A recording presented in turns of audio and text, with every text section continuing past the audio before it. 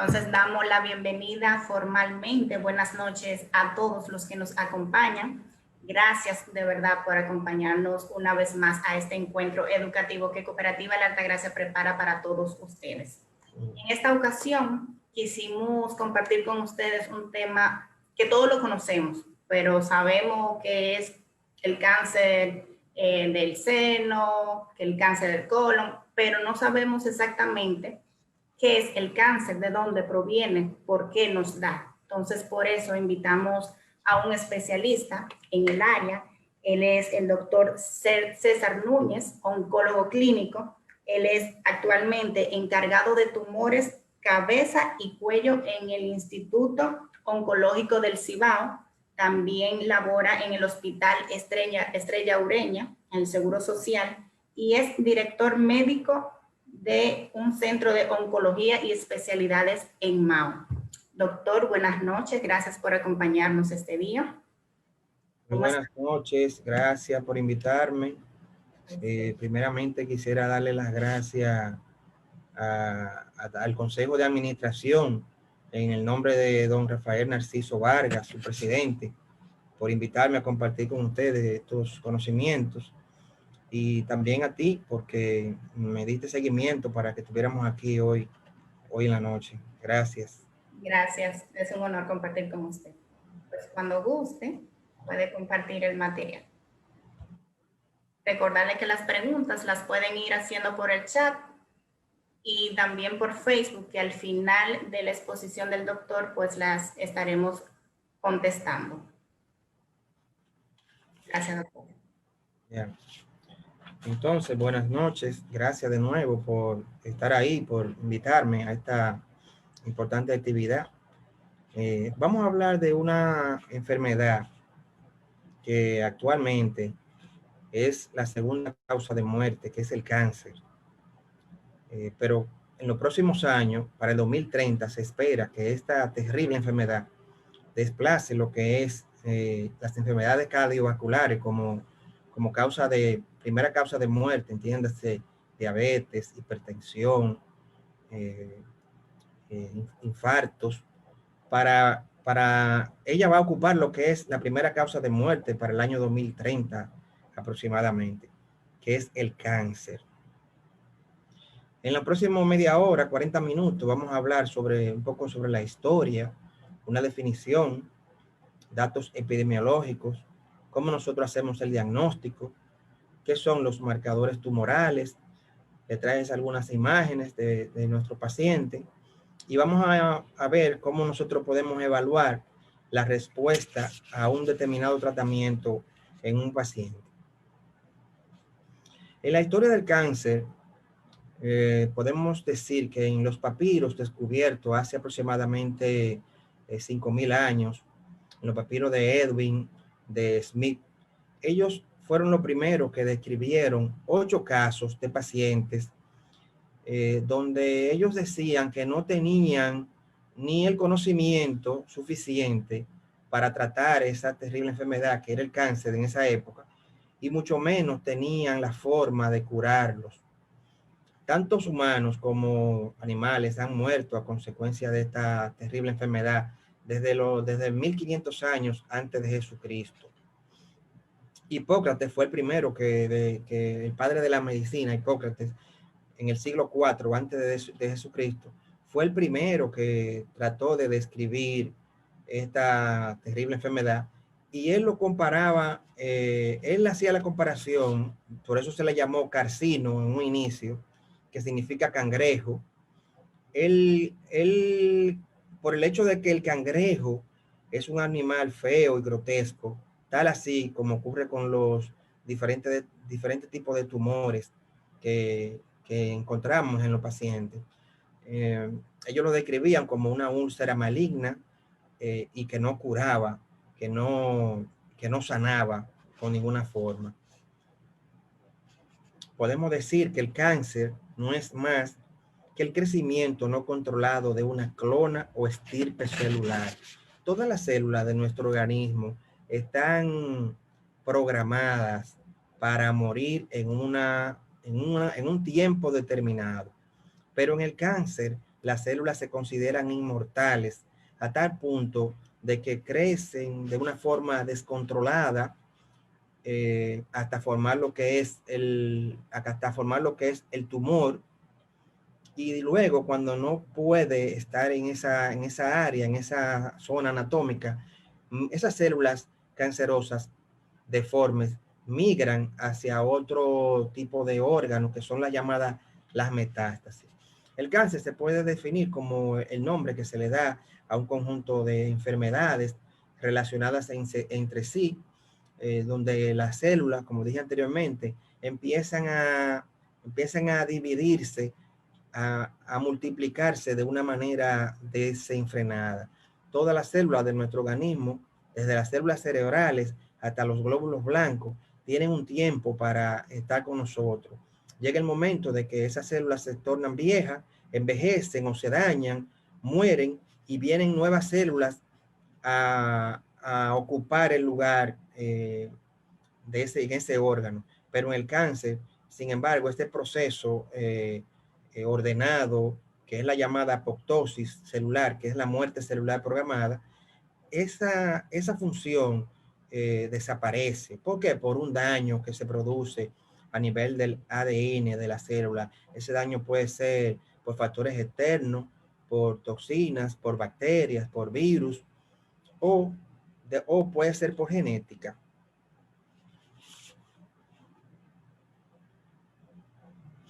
Existe lo que es una diversidad de lo que es el cáncer, un conjunto de enfermedades que puede afectar a cualquier tipo de tejido. No respeta ningún tipo de raza, ni sexo, ni respeta edad. La variación de lo que es los factores demográficos y ambientales nos ayuda a nosotros a tomar algún tipo de referencia o información, incluso de notificación obligatoria, cuando se produce en una población definida geográficamente. En la población, esto nos va a ayudar a nosotros a proporcionarle algún tipo de información a las autoridades de salud, para que de esa forma ellos crean los diferentes tipos de programas de manera preventiva o detección temprana, y mejorar lo que es el tratamiento también, así como evaluar posibles programas de prevención y control de la enfermedad. ¿Qué es la oncología? La oncología es una especialidad médica que viene de lo que es el tronco de la medicina interna, dedicada al diagnóstico y tratamiento de los tumores, tanto benignos como malignos. La oncología clínica básicamente ve el paciente como un todo. Son los encargados de manejar lo que es la quimioterapia, la hormonoterapia, la inmunoterapia y el tratamiento hormonal en los diferentes tipos de pacientes, dependiendo del tipo y la etapa clínica de la enfermedad. También está la radioterapia, que nos ayuda a radiaciones, o sea, a radiar parte de esos órganos donde el cirujano no puede hacer una buena cirugía y quedan esas celulitas. La radioterapia es la que se encarga de quemar a través de radiaciones esas células que pueden quedar ahí circundante al tumor. La cirugía oncológica, esa parte se encarga de trabajar con los pacientes desde el punto de vista de los tumores.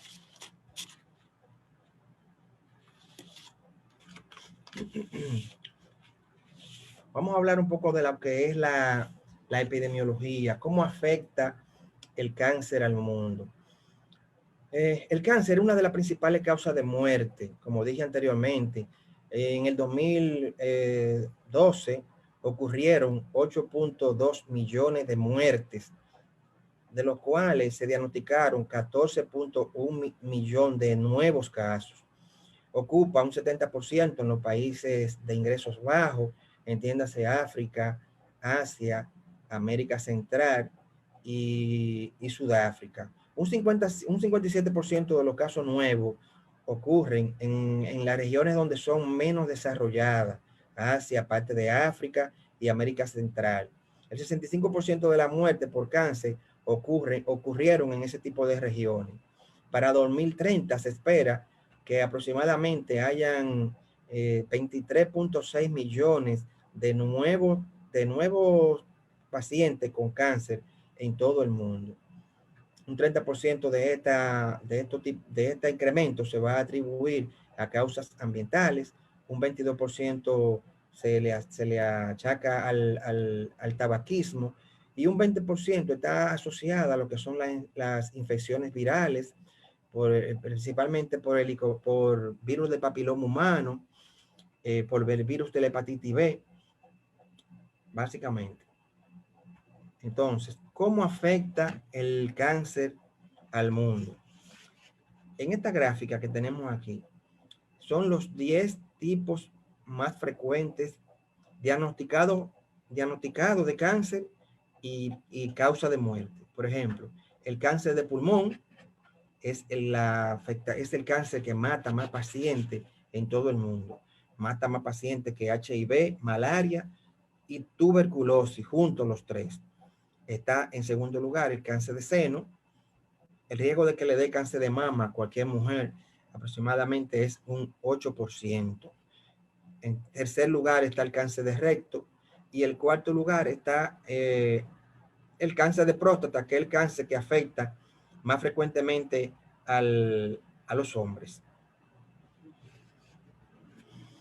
En los 5 países donde está la elevada tasa más frecuente de cáncer son Dinamarca, 338.1 por cada 100.000 habitantes, Francia, 324.6 por cada 100.000 habitantes, Australia, 323.0 por cada 100.000 habitantes, Bélgica con 321.1 y Noruega en 318.3 por cada 100.000 habitantes. Esto es así porque esos tipos de países, la gente fuma mucho, la gente toma mucho alcohol, la gente muchas veces tiene una vida promiscua, o sea, esas son una de los principales países que está la tasa más alta por cáncer en todo el mundo.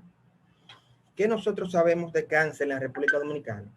En la República Dominicana nosotros no tenemos lo que es un registro nacional de tumores. Es un problema de salud pública donde tiene que involucrar desde el médico pasante, el patólogo, el ginecólogo, el cirujano, los oncólogos clínicos. Solamente 4 hospitales del país manejan estadísticas de cáncer. Ese es el Instituto Oncológico Heriberto Peter en Santo Domingo. Está el Instituto Aurora Tavares, el nuevo, el INCAR. Está el Instituto Oncológico Regional del Cibao, donde nosotros laboramos. Y está, por último, el Instituto Oncológico, me parece que hay uno en San Francisco de Macorís. Esos son los únicos 4 hospitales que nosotros tenemos aquí en el país que maneja estadística. Pero a nivel de esos 4 hospitales, el cáncer más frecuente que afecta a los dominicanos está el cáncer de próstata, el cáncer de mama, el cáncer de cervix y el cáncer de pulmón. Ya en quinto lugar está el cáncer de colon.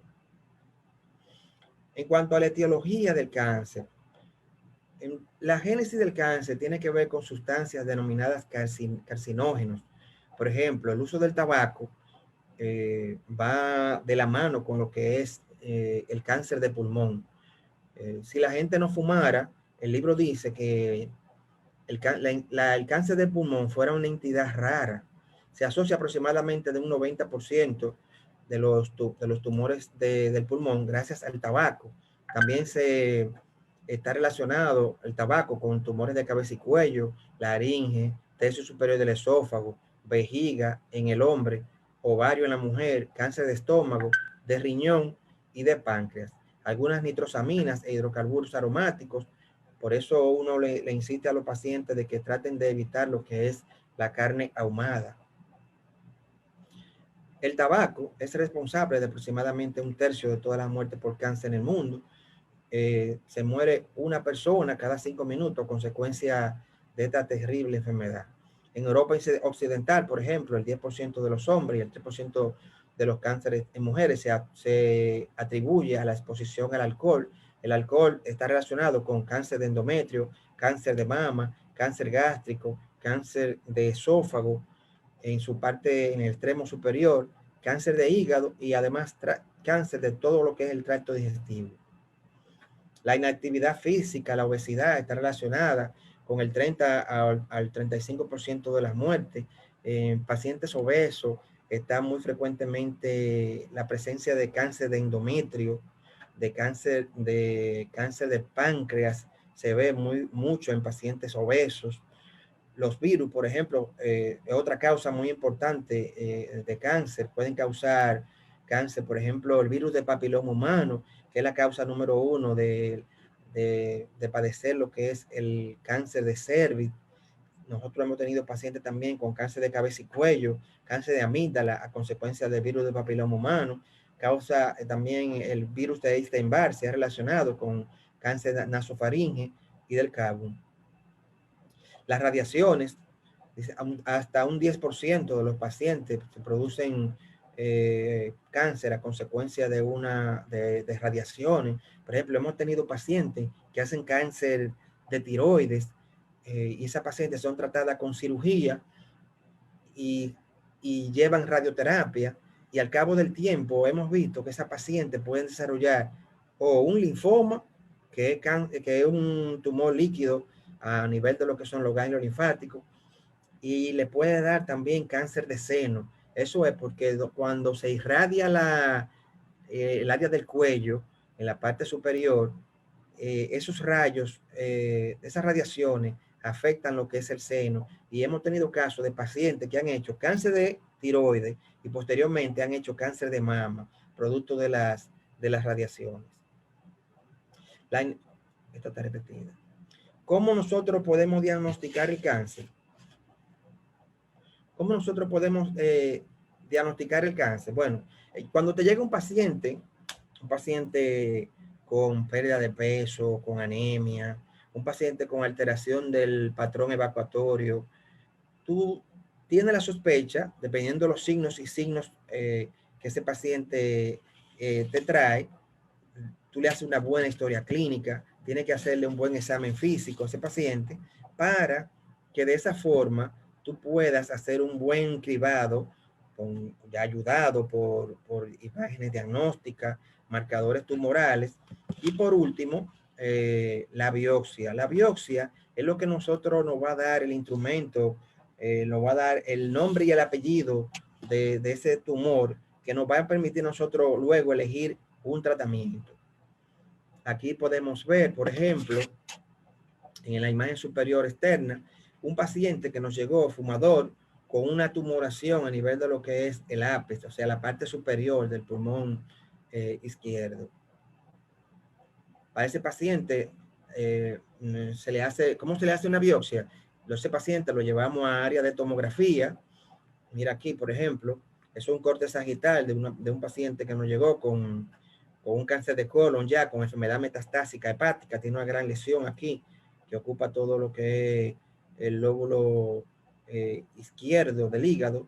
Ese paciente nosotros lo llevamos a área de tomografía y con una aguja tomodirigida se toman cilindros, se toman muestras donde se envía el patólogo. Aquí tenemos, por ejemplo, una paciente con una tumoración en el seno.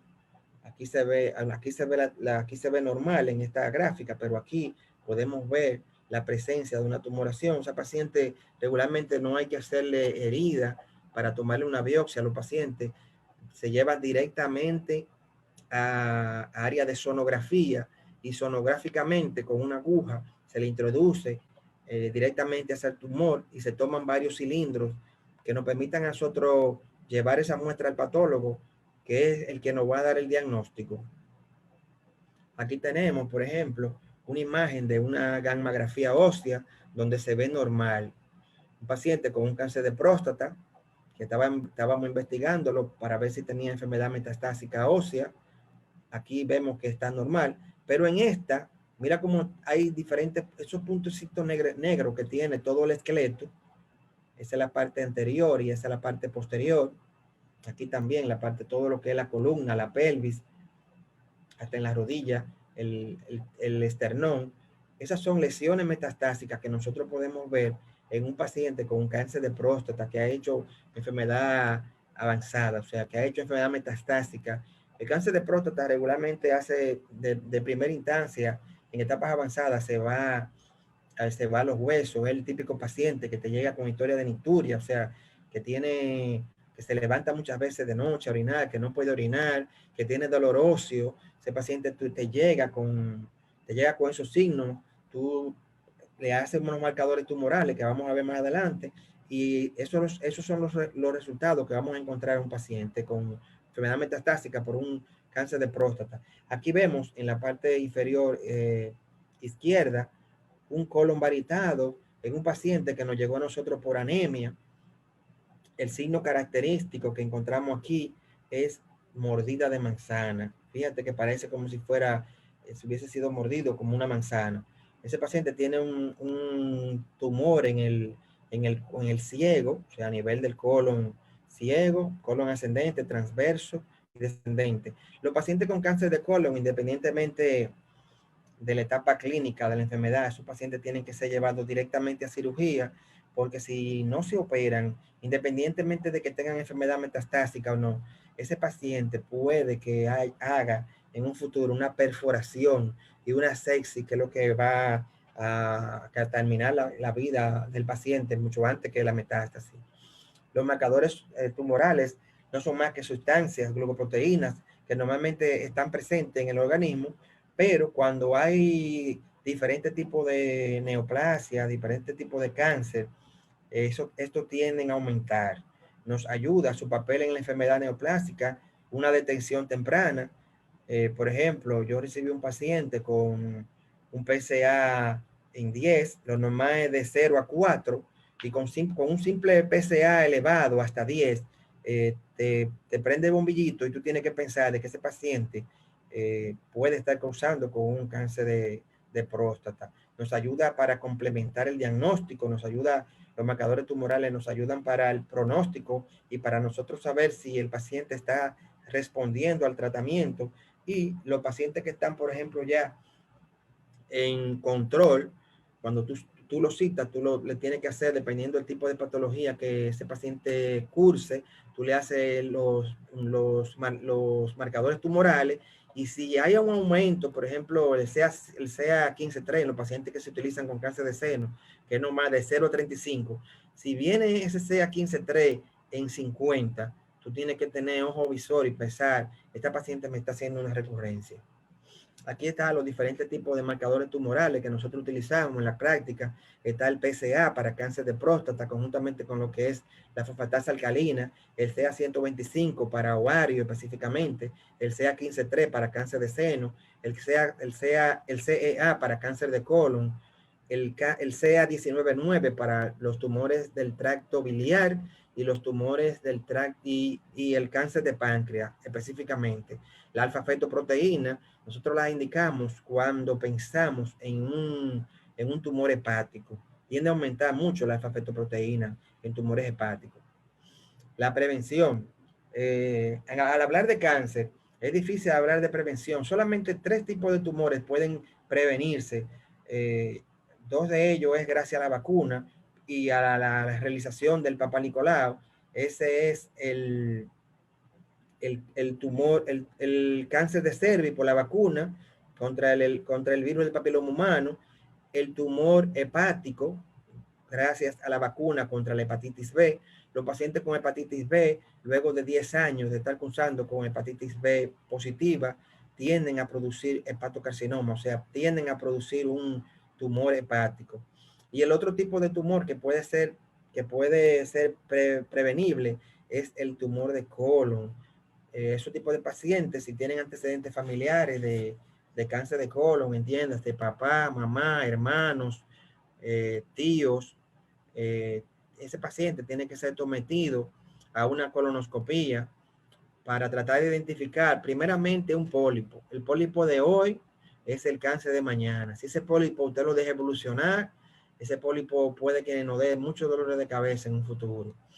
En cuanto a la prevención, está también variar lo que es el estilo de vida, hacer ejercicio, tratar de no fumar, disminuir lo que es el alcohol, tener una actividad física, dieta saludable, o sea, más vegetales, más fruta, menos grasa, menos carne asada, menos carne a la parrilla, incluso no ingerir lo que son los alimentos enlatados ni productos ahumados, porque tienen gran concentración de preservativos y esto es lo que daña el ADN celular.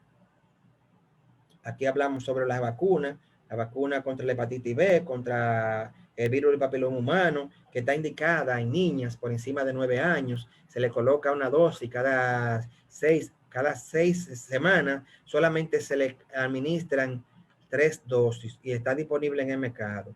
Está el virus del papiloma humano. Los pacientes que tienden a ser los pacientes que tienen pólipos a nivel del cervix, está indicado hacerle una polipectomía para tratar de eliminar ese pólipo en el cervix, que se ve que es muy frecuente, y si esa paciente tiene paridad satisfecha y es reincidente en los pólipos, está indicada hacerle una histerectomía para prevenirle un cáncer de cervix uterino, más si esa paciente tiene virus de papiloma humano positivo. Nosotros siempre le recomendamos a los pacientes, a las féminas, que deben de hacerse un papá Nicolau. Ese papá Nicolau tiene que ser, no puede ser un papá Nicolau pura y simplemente, debe de ser un papá Nicolau que venga con el reporte de la determinación o no de virus de papiloma humano. Porque si ese paciente tiene virus de papiloma humano, corre más riesgo de padecer lo que es un cáncer cervicuterino. En cuanto a la detección temprana, una simple mamografía hecha en mujeres por arriba de los 40 años de edad te puede prevenir la muerte en un 30%. Los pacientes fumadores, por ejemplo, tienen que hacerse una evaluación que incluya una tomografía de pulmón con baja dosis de radiaciones. Los pacientes, por ejemplo, por encima de los 40 años de edad, ya los hombres básicamente, tienen que hacerse una evaluación urológica que incluya un tacto rectal, la toma de muestra de PSA libre y total y una sonografía transrectal. Esto es para tratar de identificar la presencia o no de un nódulo prostático, el tamaño de la próstata, la característica que tiene la próstata. También deben de hacerse, los pacientes que son muy blancos, deben de hacerse un examen de la piel y evitar lo que es la exposición al sol. Aquí tenemos lo que el examen urológico que se le debe de realizar a hombres por encima de los 40 años de edad. Se le debe de hacer un tacto rectal para tratar de identificar la próstata. Con el dedo nosotros podemos saber si esa próstata está aumentada de tamaño, si está dura, si si tiene la presencia de un ganglio, si es dolorosa. Eso le va a ayudar a tratar de identificar la enfermedad a tiempo. Tenemos lo que son los marcadores genéticos.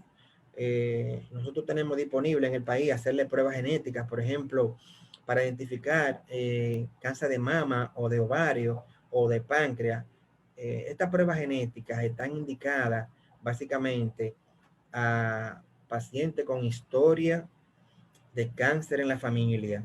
Por ejemplo, el efecto Angelina, no sé si ustedes han oído hablar de ella. Angelina Jolie su madre murió muy joven a consecuencia de un cáncer de mama. Angelina fue donde nuestro amigo Lucas a Valencia, España, y en Valencia Angelina fue sometida a estudios de BRCA1 y BRCA2, donde se determinó que ella tenía alteraciones de esos genes, y para prevenir en ella lo que es un cáncer de seno, se decidió remover todo lo que es el tejido mamario de ambos senos, incluyendo en ella, luego en una segunda cirugía, Lucas nos comentó que ella se hizo la histerectomía total, o sea, porque los pacientes que tienen alteraciones de los BRCA1 y BRCA2, hacen luego de hacer un cáncer de seno, el 85% hacen un cáncer de ovario.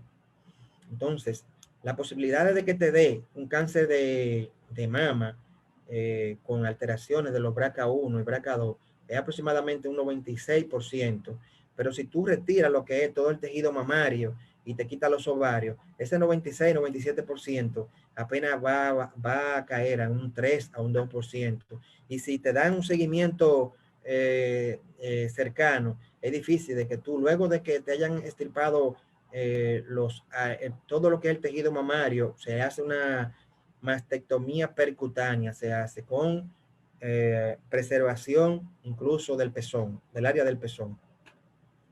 En cuanto al tratamiento de los pacientes con cáncer, los 3 pilares del tratamiento son cirugía, tratamiento sistémico, que es la quimioterapia, que es lo de nosotros nos encargamos, y la radioterapia. Existe un manejo multidisciplinario para trabajar con los pacientes del cáncer.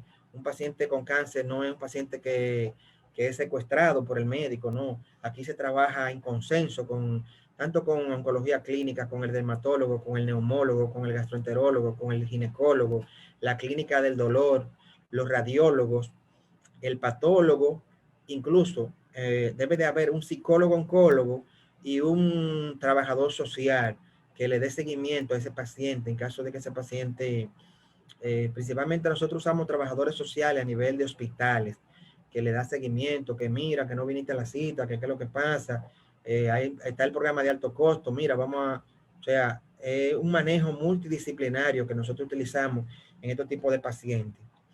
Aquí tenemos un paciente visto por nosotros en el hospital con un cáncer de laringe, fumador y tomador crónico, con una masa de 5 por 6 centímetros en la zona 2 de mi cuello izquierdo. Ese paciente inició con nosotros tratamiento oncológico y al cabo de un ciclo, luego de darle un ciclo de quimioterapia, el señor volvió así.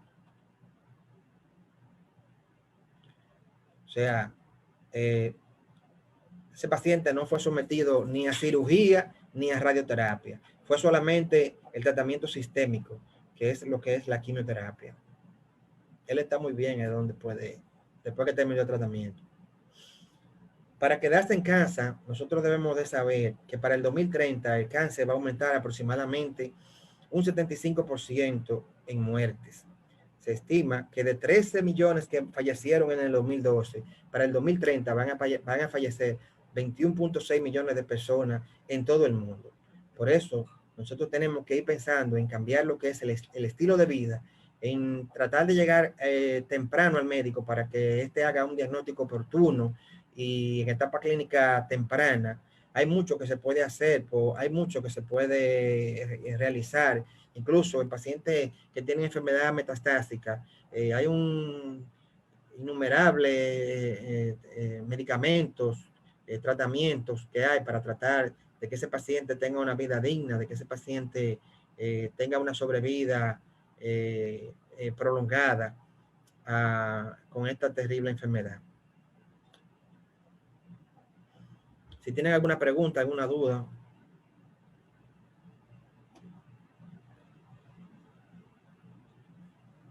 Muchas gracias, doctor, por todas estas aclaraciones muy importantes para nosotros, pues, identificar y saber cuidarnos más, porque ya usted lo dijo y han dicho otros especialistas que nos han acompañado. El estilo de vida, el ejercicio, la buena alimentación depende mucho de nuestra salud. Gracias, doctor. Si tienen alguna duda, alguna pregunta. Sí, tenemos algunas preguntas por acá. ¿Es cierto que existen más de 100 tipos de cáncer y por qué nos da cáncer? Mira, existen aproximadamente 200 tipos de cáncer, no 100, no, 200 tipos de cáncer. Nos da cáncer porque nos exponemos a oncogenes que pueden ser biológicos, que pueden ser físicos, que pueden ser químicos. Cuando, por ejemplo, nosotros fumamos, El cigarrillo tiene aproximadamente más de 100 sustancias cancerígenas que afectan lo que es el ADN de la célula. Cuando se produce un daño por un factor externo, por radiaciones, por virus, por bacterias, por ejemplo, la bacteria del Helicobacter pylori, que se relaciona mucho con el cáncer gástrico. Cuando esa bacteria daña el ADN, esa célula lo que hace es que al dañarse se empieza a multiplicar, se reproduce de una forma descontrolada y por eso le da cáncer a la persona, porque se produce un daño en el ADN celular.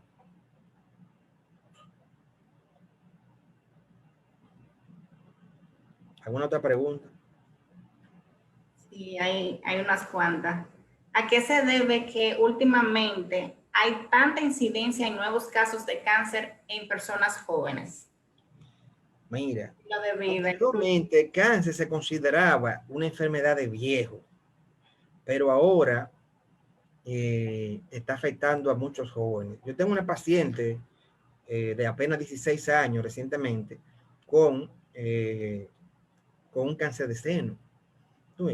Y esto es así porque ahora la gente, aparte de que tiene la oportunidad de ir más a médicos, aproximadamente el 90% de la población que cuenta con un seguro médico, y cuando ese seguro médico no está el programa de alto costo del Ministerio de Salud Pública, el programa protegido.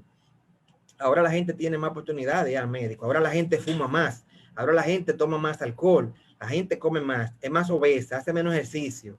Por todos estos factores, aparte de que hay un 15% guardado ahí que tiene que ver con la herencia.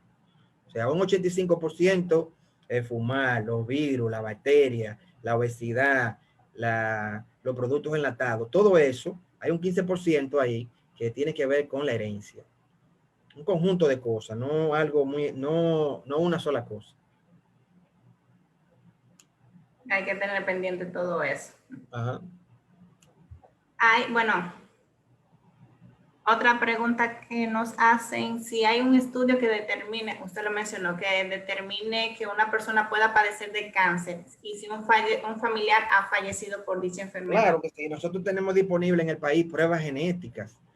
O sea, si tú eres un paciente que tuviste antecedentes familiares, que murió tu papá, la mamá, un hermano o varios hermanos o sobrinos, mujeres, por ejemplo, que tienen varias hermanas con cáncer de seno, se puede hacer un estudio que nos va a dar como resultado la posibilidad de qué tan alta tú tienes de padecer cáncer de colon, cáncer de tiroides, cáncer de páncreas, cáncer de pulmón, cáncer de mama, cáncer de ovario. O sea, sí tenemos disponible ese tipo de pruebas en el país. ¿Dónde nos podemos dirigir para hacer esas pruebas? Bueno, tienen que ir conmigo para yo indicársela, hacerle una historia clínica y indicársela y mandarte al laboratorio. Ellos te toman la muestra y la muestra la mandan fuera del país y al cabo de un mes tenemos los resultados. ¿Nos puede decir, por favor, el módulo suyo para que Centro de Unión Médica, el sexto piso de la Torre Vela, suite 624. 624. Okay. Es bueno ir a chequearse con tiempo para prevenir. Si quieres saber si tiene algo malo, tienes que visitar un oncólogo. Oncólogo. Aunque no tengamos síntomas ni nada. Pero si quieres saber si viene algo malo, visita un oncólogo. Ok. Va a recibir muchas citas, doctor. Mucho paciente.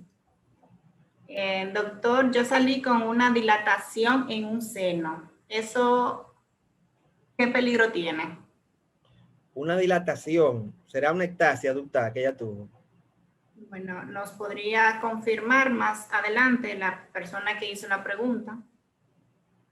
Mientras tanto, ¿a qué se debe que el cáncer es más abundante en los países más pobres? Bueno, los países pobres, como te dije ahí actualmente, son muy susceptibles a incluso países de Latinoamérica, África y Asia, son muy susceptibles a padecer cáncer. Incluso en los últimos 10 años ha aumentado aproximadamente un 35%. Y es por todo lo que te dije anteriormente. tabaco, el alcohol, no hacer ejercicio, tener una dieta desordenada, mucha carne, poca verdura. Todo tiene que ver con eso. Ok. ¿Se puede considerar el estrés como un catalizador del cáncer? Sí, hay estudios que se han hecho sobre eso y está relacionado el estrés con cáncer. Incluso yo he tenido pacientes que trabajan en bancos, que cogen mucho estrés y ellos han tenido que pedir su pensión porque hicieron un cáncer de colon, producto de ese estrés a que son sometidos. Se liberan muchas sustancias que pueden producir daño en el ADN celular y yo tuve una paciente que pidió la pensión hace tiempo y salió del banco producto del estrés que cogía en el banco. Está relacionado con el cáncer. Eso es muy común esos días. Mm, Queremos ser responsables. y así es. Acudir al médico de rutina o antes, ante cualquier cambio, es lo más importante. Mi mamá tuvo cáncer en un seno y está muy bien, libre de cáncer y lleva 4 años después de su operación. Un comentario que ya está haciendo. Sí, es así. Doctor, que si usted toma seguro médico. Sí, trabajamos seguro. Usted le puede dar el teléfono al paciente si quiere. ¿Perdón? Que le puede dar mi teléfono a los pacientes si desea. Perfecto, lo estaremos compartiendo.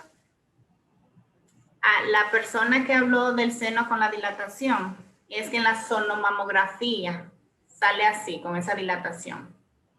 Mira, cuando nosotros queremos evaluar realmente a una fémina, o sea, cuando queremos evaluar las mamas, está indicada siempre una mamografía digital y una sonomamografía.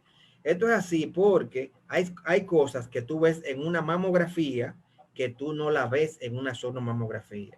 Entonces, una es el complemento de la otra. Toda paciente por encima de los 40 años está indicada la realización de una mamografía y una sonomamografía que incluya evaluación en la axila, porque muchas veces estos problemas empiezan con un nódulo a nivel axilar. Sí. O sea, no puede hacerte solamente una mamografía o solamente una sonomamografía. Hay que hacerla juntas las dos. Para detectar cualquier cosa. El estudio que usted hizo referencia, que puede indicar si somos propensos a cáncer, ¿lo cubre el seguro? No. Eso se paga en dólares. Ok. Otra pregunta, yo salí con displasia mamaria. La ginecóloga me dijo que no es peligroso. ¿Es cierto? No, no es peligroso. No es peligroso. Una persona que tenga fibrosis en los pulmones puede tener cáncer. Fibrosis. Ajá. Bueno, la fibrosis no va tan relacionada así con cáncer, porque por ejemplo, todos esos pacientes con COVID, todos hacen fibrosis pulmonar, tú ves, y no tienen ningún tipo de relación con cáncer. Lo que sí es malo para pulmón es el tabaco, el fumar. Eso sí es malo. Okay. Tenemos otra pregunta que nos hacen por WhatsApp. ¿Por qué cada año bueno, ya sabe, usted la respondió. Con relación a las vacunas, hay 2 tipos de vacuna, Gardasil y Cervarix. Gardasil. Gardasil. Y Cervarix. ¿Cuál es la diferencia entre ellas? No, la casa comercial. Yo uso la primera, yo uso Gardasil. Las veces que la he indicado, incluso mis hijas, mis niñas, se les colocaron su vacuna y tienen 10 años. Yo mismo me puse mi vacuna. Okay. Son 3 dosis, cada 8 semanas una. Te puede evitar muchos dolores de cabeza. Doctor, usted ahorita mencionó sobre la vacuna contra o para el papiloma humano en las niñas a partir de los 9 años. ¿Ya una persona más adulta no le hace efecto si se la pone? Se le puede colocar incluso si tiene, se le puede colocar incluso si tiene la presencia de virus de papiloma humano, porque en un Papá Nicolau, por ejemplo, nosotros podemos saber qué cepa tiene esa paciente. O sea, un Papa Nicolau bien hecho con carga híbrida nos puede a nosotros dar luz sobre qué cepa tiene esa paciente, y si no tiene la cepa, que es la que produce el cáncer, la 22, la 23, la 40, la 38, la 42, se le puede colocar la vacuna. Hemos tenido pacientes que se le coloca la vacuna, aunque tenga la presencia de virus del papiloma humano, se le coloca la vacuna. Sin importar la edad. Sin importar la edad. ¿Dónde podemos conseguir la vacuna para el papiloma humano? No, hay casas comerciales, diferentes casas comerciales para eso. La gente de Maya en Guerra tienen una.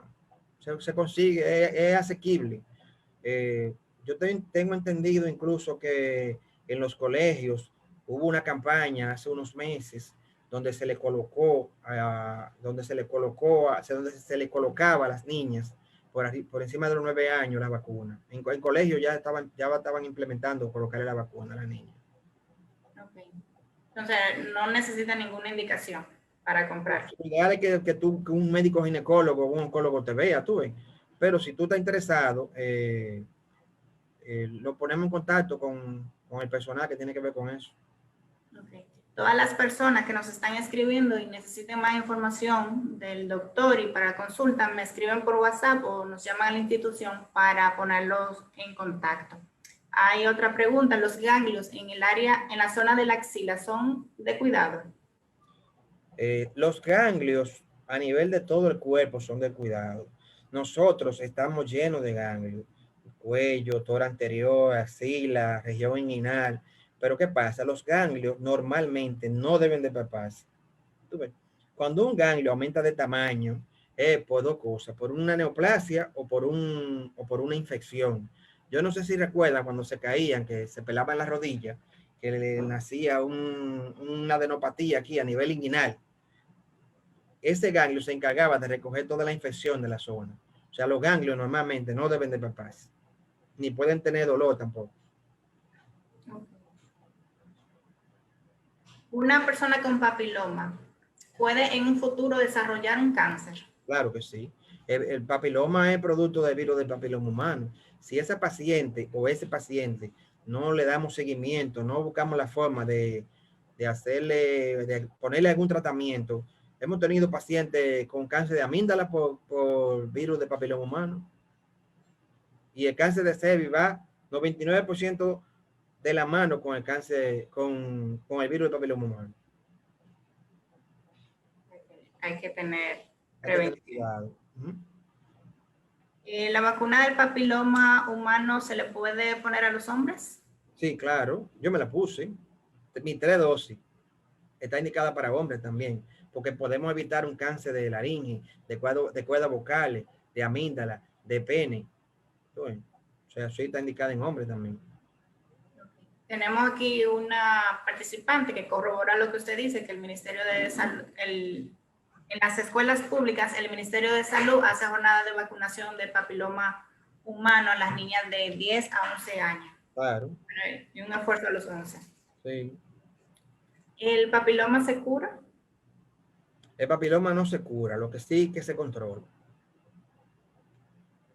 No se cura. Bueno, doctor, por el momento no tenemos más preguntas. Se le agradece de verdad su tiempo y el compartir estas informaciones que ya tenemos más precisas y conocemos más del tema y qué medida debemos tomar, y que sí existe una prueba que nos puede avisar si somos propensos a contener el cáncer. Muchísimas gracias a todos los que nos están acompañando. Nueva vez, doctor. Gracias, estaremos en contacto y vamos a seguir cuidándonos. Ya ustedes saben, el doctor lo dijo, buena alimentación, ejercicio y rutina, chequeo rutinario. Y no fumar. Y no fumar, sobre todo no fumar. Bueno, pues muchísimas gracias y buenas noches. Gracias por invitarme. A usted. Bye. Bye. El cooperativismo es solución.